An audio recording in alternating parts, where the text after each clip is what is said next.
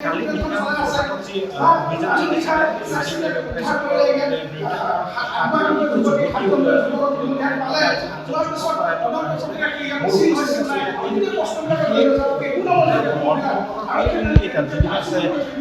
অভিযান চলিছিল দুই নম্বৰ ৰুমৰ এই দুৱাৰখন কালি প্ৰথমে যেতিয়া অভিযান চলিছিলে তেতিয়া মই দৰ্শকসকলক দেখুৱাব বিচাৰিম এখন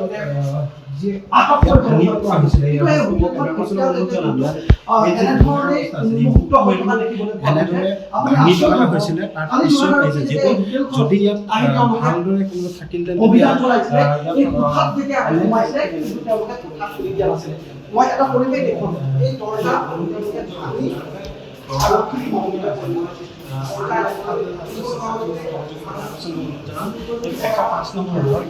দুৱাৰখন যিখন আছে এই দুৱাৰখন সম্পূৰ্ণৰূপে ভাঙি পেলাই আৰক্ষী ভিতৰলৈ আহিবলগীয়া হৈছে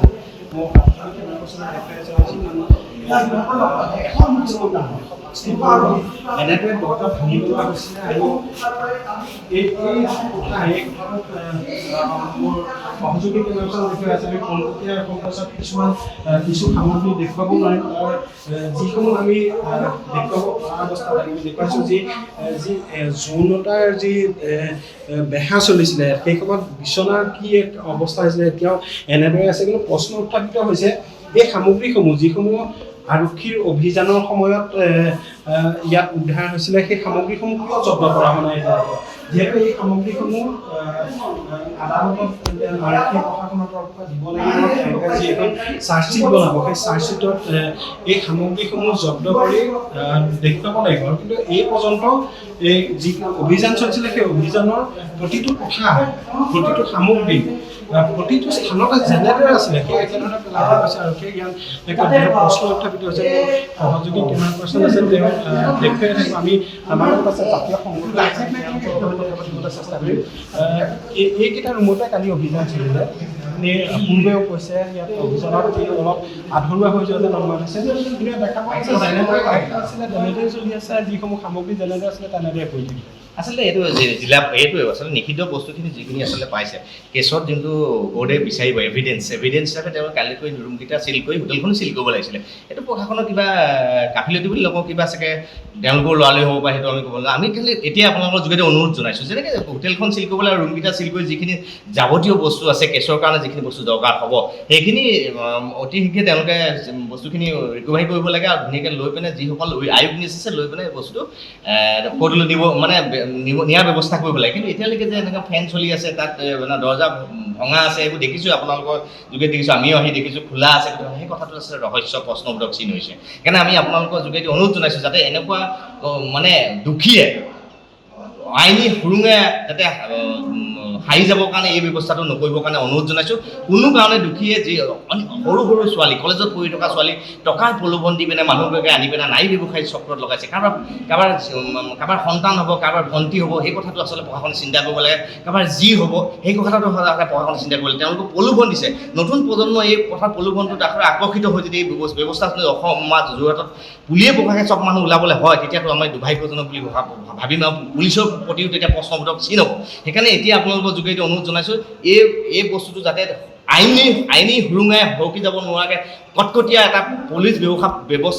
ব্যৱস্থা কৰিব লাগে আৰু এই ৰুমবোৰ চিল কৰি যিসকল ইয়াত যাৱতীয় বস্তু আছে সেইসকল চিল কৰি মানে উদ্ধাৰ কৰিব লাগে বুলি আমি বিনম্ৰতা অনুৰোধ জনাইছোঁ হয় নিশ্চয়কৈ ইয়াত কালি যিসমূহ যুৱতী ইয়াৰ পৰা কৰায়ত্ব কৰা হৈছে সেই যুৱতীসকলৰ বয়স 21ৰ পৰা 25 বছৰ বা 30 বছৰৰ ভিতৰতে হ'ব গতিকে এই যুৱতীসকল যিসকলক পেগু নামৰ মহিলাগৰাকীয়ে প্ৰলোভন দি পেলাই তেওঁলোকক এই মানি দেহ ব্যৱসায় কৰিবলৈ এক প্ৰকাৰে প্ৰলোভন দিছে বা তেওঁ যি জাল সেই জালখনত পেলাইছে প্ৰথমতে এই ব্যৱসায় যিগৰাকী যুৱতীয়ে ভৰি দিছে সেই তেওঁ ইয়াৰ পৰা ওলাই যাব নোৱাৰা ব্যৱস্থা কৰিছে পেগুৱে তাৰ বাবে বাৰে বাৰে তেওঁ এই ব্যৱসায়লৈ উভতি আহিবলৈ বাধ্য হয় আৰু কালি যি এক অভিযান চলিলে সেই অভিযানৰ সময়ত কিন্তু ইয়াত আমি পোৱা তথ্য অনুসৰি ইয়াত প্ৰায় 12গৰাকী যুৱতী আছিলে 5গৰাকী যুৱতী ইয়াত সোমাই যাবলৈ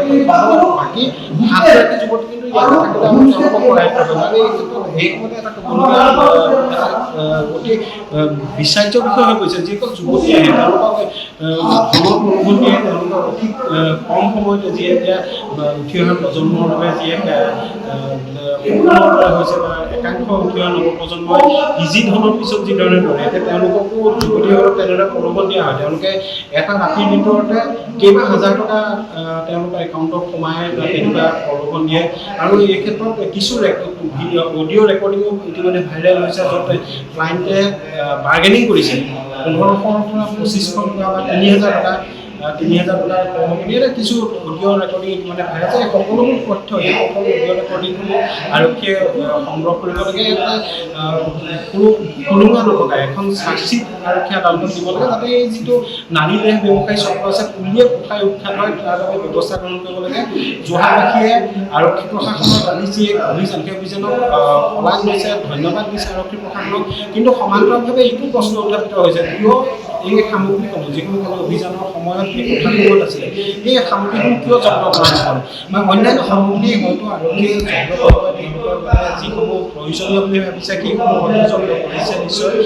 কিন্তু বাকী থকা যিসমূহ সামগ্ৰী সেইসমূহ তেওঁলোকৰ যদি চাৰ্জশ্বীটৰ প্ৰয়োজন হয় তেওঁলোকে জব্দ কৰিবলৈ বা কেতিয়া কৰিব ইয়াক লৈ এটা প্ৰশ্ন উত্থাপিত হৈছে কালি যি অভিযান আছিলে সেই অভিযান নিতান্ত অতি আদৰণীয় অতি প্ৰশংসনীয় অভিযান চলালে আৰক্ষী প্ৰশাসনে সেইটো সমান্তৰালভাৱে এতিয়া যি জাতীয় সংগঠনসমূহে যি এটা অভিযোগ কৰিছে বা যি দাবী কৰিছে তাৰ প্ৰতি আৰক্ষী প্ৰশাসনে গুৰুত্ব দিব লাগে এই ক্ষেত্ৰতে যিগৰাকী পেগু উপাধিৰ যিগৰাকী মহিলা যিগৰাকী এই সমগ্ৰ নাৰীতে ব্যৱসায় চক্ৰটো চলাই আহিছে তেওঁ বিৰুদ্ধে কঠোৰ ব্যৱস্থা ল'ব লাগে আৰু যিগৰাকী যুৱতী যিকোনো যুৱতী কালি কণায়ত্ব হৈছে বা যুৱকসকলৰ কণায়ত্ব হৈছে তেওঁলোকৰ কোনসমূহ যদি তেওঁলোকৰ কৈছে তেতিয়াহ'লে যোৰহাটত বহুকেইজন মুধা ফুটা ব্যক্তিৰ মুখাত কৰাৰ সম্ভাৱনা আছে ইয়াত এই অৰ্বিট হোটেলখন যিখন প্ৰথমে ৰ'জ ভেলীৰ অন্তৰ্গত আছিলে সেই ৰ'জ ভেলীৰ অন্তৰ্গত থকা হোটেলখন কিদৰে বৰঠাকুৰ উপাধিৰ ব্যক্তিজনে লাভ কৰিলে সেয়াও তদন্ত অন্তলৈ আহিব লাগে ৰাজ্যত এখন প্ৰতিচ্ছবি যিখন কোনো আইনী সুৰুঙাত যাতে কোনো এজন মানুহ ইয়াৰ পৰা কোনো এজন অভিযুক্ত ইয়াৰ পৰা আঁতৰি সাৰি যাব নোৱাৰে তাৰ ব্যৱস্থা কৰিব লাগে আৰক্ষী প্ৰশাসনে এতিয়া এই সকলো দাবী উত্থাপন কৰিছে যোৰহাট জিলাৰ জাতীয় সংগঠনসমূহে যিকোনো খবৰৰ বাবে যোগাযোগ কৰক আমাৰ এই নম্বৰত 9181 307 221